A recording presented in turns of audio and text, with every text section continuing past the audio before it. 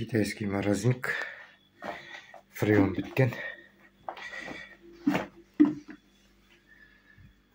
Қазір бұйыртса жасайтын боламыз. Видеомыз ұнап жатса, лайктарыңызды басып, тіркеліп отырыңыздар.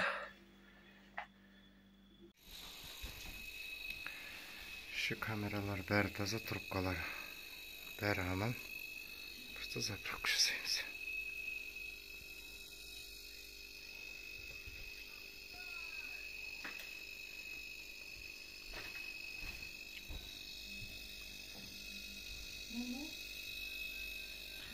Өзінің моторынан жасалынған компрессор.